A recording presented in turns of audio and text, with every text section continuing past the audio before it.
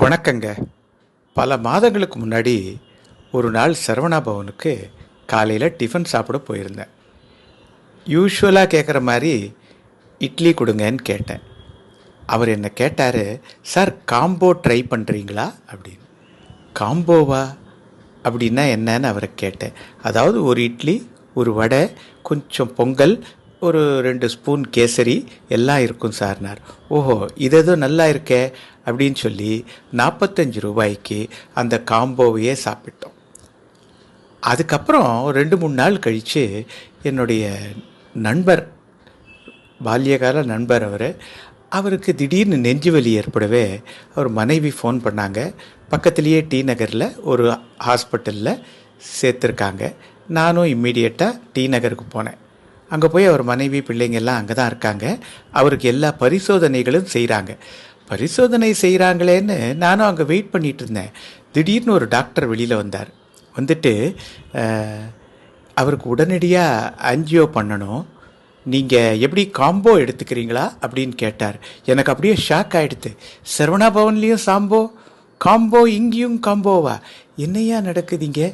சரின்னு நினச்சிட்டு, இப்போ இந்த காம்போ என்னங்க, சாப்பாடு போடுவீங்களா அப்படின்னு கேட்டேன்னா, இல்லைங்க, ஆஞ்சியோகிராம் எடுப்போம், தேவைன்னா ஆஞ்சியோபிளாஸ்டி பண்ணுவோம், அப்புறம் ஐசியூ, சிசியூ, ஏன் உங்கள் பேஷண்ட்டுக்கு வேண்டிய சாப்பாடு, அதுக்கப்புறம் கார் பார்க்கு, உங்கள் கார் வச்சுக்கிறதுக்கு எல்லாம் சேர்த்து ஒரு 3 லட்சம் ஆகுங்க. நீங்கள் தனித்தனியாக எடுத்துக்கிட்டிங்கன்னா காம்போ இல்லாமல் உங்களுக்கு 4.5க்கு மேலே ஆகிடும் அப்படின்னாரு. ஓஹோ, இதுலேயும் காம்போ தானா அப்படின்னு அவங்களோட ஃபேமிலியோட பேசி ஏதோ ஒரு முடிவு எடுத்தாங்க. அந்த இன்சூரன்ஸில் அதை செட்டில் பண்ணாங்கன்னு வைங்க.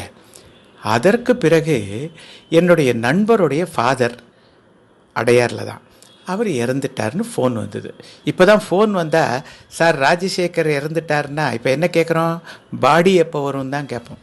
ராஜசேகர் எப்போ வராருன்னு கேட்க மாட்டோம்ல, அவர் தான் முடிஞ்சு போச்சே. அதனால் என்ன ஆகுது, இந்த ஃபாதரோட பாடி எப்போ வரும்னு கேட்டேன்.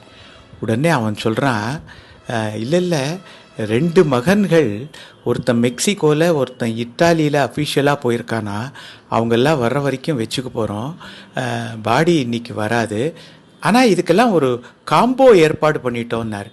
ஐயோ, இதுலேயும் காம்போவா அப்படின்னா என்னையா இந்த காம்போன்னு கேட்டேன். இது ஒன்றும் இல்லை, அந்த பாடியை இறந்த உடனே பதப்படுத்துறது, எம்பாம் பண்ணுறது, அதை அந்த ஐஸ் பெட்டியில் வைக்கிறது, அந்த பெட்டியை 2 நாள் ஒரு இடத்துல வச்சுக்கிறது, அதுக்கப்புறம் எங்கள் வீட்டுக்கு கொண்டு வர்றது, அப்புறம் எங்கள் வீட்டில் பார்க்க வரவங்களுக்கெல்லாம் காஃபி கொடுக்கறது, அப்புறம் ஃபியூனரல் சர்வீஸஸ் கொடுக்கறது, அது வரைக்கும் ஒரு டர்ன்கி அசைன்மெண்ட் மாதிரி இந்த காம்போ முடிச்சிருதான். ஸோ அந்த இடத்துலையும் காம்போ. நான் முதல்ல சொன்னேனே ஒரு ஆஸ்பத்திரி, அதில் கிட்னி ஃபெயில்யூருக்கு ஒரு காம்போ, டெலிவரிக்கு ஒரு காம்போ, இதெல்லாம் போர்டில் பார்த்த ஞாபகம். ஐயா, டெலிவரிக்கும் காம்போ, கடைசியில் பதப்படுத்தி பெட்டியில் வைக்கிறதுக்கும் ஒரு காம்போ. மனிதன் எங்கே போகிறான்? என்ன காம்போவின் மகிமை? வாழ்க்கை எல்லோருக்கும் நிறைவாக இருக்கிறது என்று எண்ணி விடாதீங்க. ஒருவரிடம் வீடு இருக்கும், ஆனால் நிம்மதி இருக்காது. ஒருவருக்கு அழகான மனைவி இருப்பாள், ஆனால் அவளோ பெரும் சண்டைக்காரி, நச்சரிப்பாக இருப்பாள்.